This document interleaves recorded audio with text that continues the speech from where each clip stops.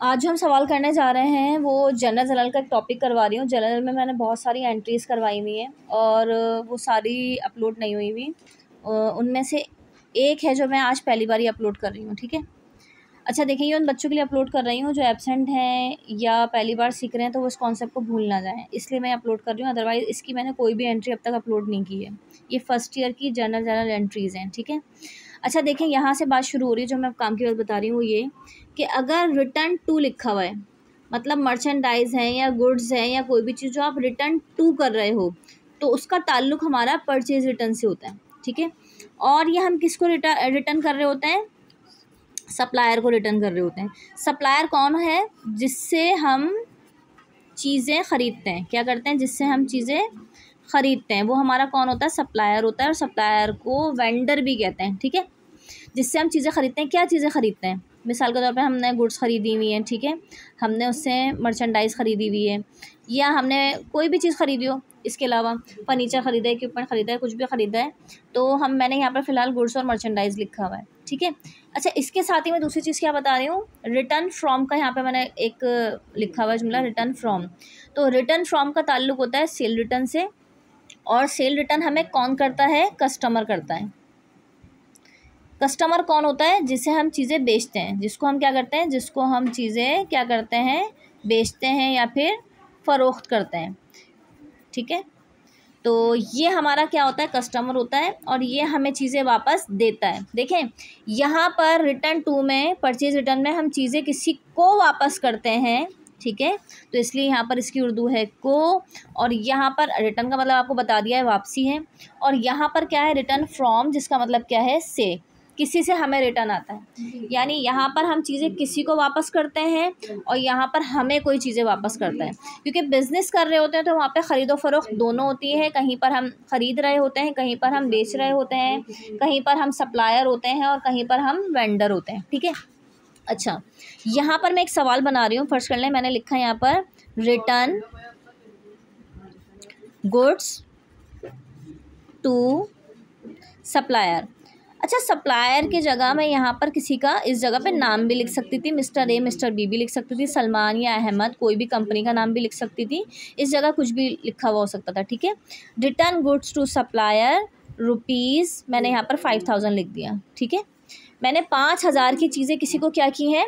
वापस की हैं।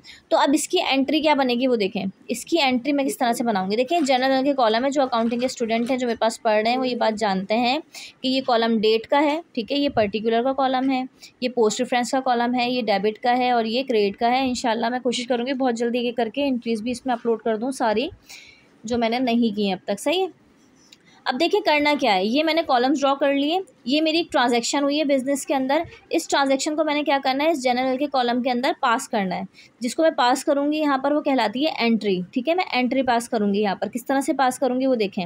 मैंने रिटर्न की है गुड्स टू सप्लायर, सप्लायर को मैंने क्या की है? चीज़ें वापस की हैं।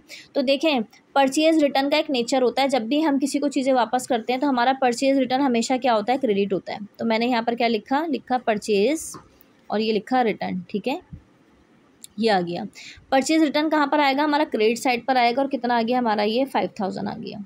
किस साइड पर आया? ये मेरा क्रेडिट साइड पर आया। ये हमारी डेबिट साइड है, ठीक है।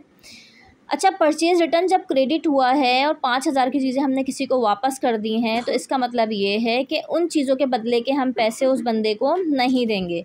तो जो पैसे हम उसको नहीं देंगे उसके लिए हम यहाँ पर एंट्री में क्या करेंगे? अकाउंट पेबल डेबिट करेंगे, ठीक है। क्या करेंगे यहाँ पर? Account payable debit. कितने से? 5000 से। ये आ गया, ये एंट्री पास हुई है, ठीक है।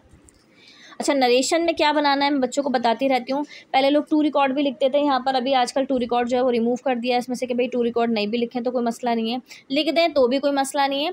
मैं शॉर्ट में बस ये लिखवाऊंगी नरेशन के अंदर, ये नरेशन बनाने जा रही हूँ मैं, ठीक है। मैं लिखूँगी रिटर्न गुड्स टू सप्लायर। तो मैंने यहाँ पर क्या लिखा? मैंने लिखा रिटर्न गुड्स टू सप्लायर, ठीक है।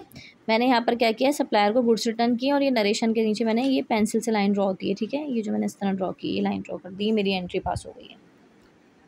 उसके बाद हम यहाँ पर आएंगे।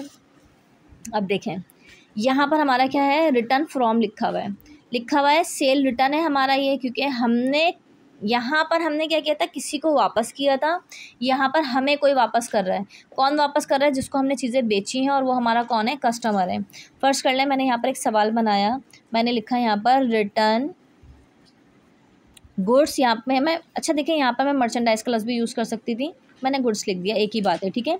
रिटर्न गुड्स फ्रॉम, अब मैं चाहूँ तो यहाँ पर कस्टमर लिख लूँ कि रिटर्न गुड्स फ्रॉम कस्टमर, या मैं इस जगह पे चाहती किसी का नाम भी लिख लेती, तब भी एंट्री वही बनेगी जो बनानी है, ठीक है। रुपीज़ आ गया यहाँ पर, 10,000 आ गया। अब इसकी मैं एंट्री वही जनरल के कॉलम में पास करूँगी। देखें जनरल के कॉलम है, ये इस तरह करके पोस्ट रेफरेंस बन गया, ये डेबिट बन गया और ये क्रेडिट बन गया। अब देखें मेरे पास चीज़ें वापस आई हैं और यहाँ पर ये सेल रिटर्न दिया हुआ है, सेल रिटर्न का नेचर डेबिट होता है, तो यहाँ पर मैं क्या करूँगी, सेल रिटर्न को डेबिट कर लूँगी, ठीक है। ये आ गया सेल रिटर्न डेबिट, कितने से डेबिट हो गया? 10,000 से। ये मैंने सेल रिटर्न को डेबिट कर लिया 10,000 से। अच्छा देखें, सेल रिटर्न जब डेबिट हुआ तो इसका मतलब ये है कि मैंने जिसको भी चीज़ें बेची हुई थी उसने मुझे वापस कर दी हैं। तो जो मुझे चीज़ें 10,000 की वापस कर चुका है, देकर जा चुका है वापस मुझे, तो वो 10,000 की रकम मैं उससे अब वसूल नहीं करूँगी। तो जो मैं उससे 10,000 की रकम अब वसूल नहीं करूँगी, तो इसलिए मैं एंट्री में यहाँ पर अकाउंट रिसीवेबल क्या करूँगी, क्रेडिट करूँगी। यहाँ पर अकाउंट रिसीवेबल हमारा क्या हो जाएगा, क्रेडिट हो जाएगा। उसको मैं इस तरह से देखें यहाँ पर लिख दूँगी, ये रहा, ये क्रेडिट साइड पर आ जाएगा, ठीक है। अच्छा अब यहाँ पर एक चीज़ और समझ लें, जैसे मैंने यहाँ पर एक नरेशन बनाई थी, तो हर एंट्री में नरेशन बनती है। नरेशन में हमने काम को मुख्तसर करके क्या करना होता है, डिफ़ाइन करना होता है, ठीक है। हम यहाँ पर इसको डिफ़ाइन करेंगे। यहाँ पर मैंने लिखा कि मैंने क्या किया है, रिटर्न गुड्स फ्रॉम कस्टमर, तो मैं यहाँ पर ये लिखूँगी, मैंने लिखा यहाँ पर रिटर्न गुड्स फ्रॉम कस्टमर, ठीक है। ये मैंने लिख दिया यहाँ पर ऐसे करके, और ये नरेशन की जो मैंने आपको बताया ना, पेंसिल से लाइन ड्रॉ होती है, ऐसे मैंने लाइन ड्रॉ कर दी, ये आ गई यहाँ पर लाइन, ठीक है। इसको और से देख लें यहाँ पर। अच्छा यहाँ पर हमने क्या किया, रिटर्न गुड्स किए फ्रॉम, ये सेल रिटर्न आया, ये अकाउंट रिसीवेबल आया। अच्छा देखें यहाँ पर ये आ गया अकाउंट रिसीवेबल, ठीक है, ये आ गया। कोशिश करिएगा आप जब कुछ भी इंग्लिश लिखें तो वो ये इसके अंदर ही आए, ये यहीं पर आए, ठीक है। कोई भी काम किसी भी दूसरी जगह ना जाए कि मैं 10,000 ऐसा लिखूँ तो यहाँ पर आ जाए, या ऐसा लिखूँ कि यहाँ पर चला जाए, इस चीज़ का ध्यान रखना है। अच्छा एक काम की और आपको मैं बात बताते हुए चलूँ, आप जर्नली बात याद रख लें कि हमारा जो परचेज़ होता है ना, कभी भी हमारा परचेज़ का जो अकाउंट आता है वो काम करता है, तो हमारे परचेज़ के अकाउंट का नेचर क्या है, आप जर्नली बात ध्यान में रखिएगा कि परचेज़ का हमारा नेचर है डेबिट। क्या नेचर है, ये अक्सर एमसीक्यूज़ में बात पूछ लेते हैं कि किसी भी अकाउंट का नेचर बता दें। तो जो हमारा परचेज़ का अकाउंट है, ठीक है, ये हमारे अकाउंट्स हैं, ये हमारे क्या हैं, बिज़नेस के अंदर अकाउंट्स हैं। तो हमारा जो परचेज़ का अकाउंट है उसका नेचर क्या है, डेबिट। इसी तरह कभी अगर आ जाए आपके पास सेल, तो इसका नेचर क्या है, क्रेडिट।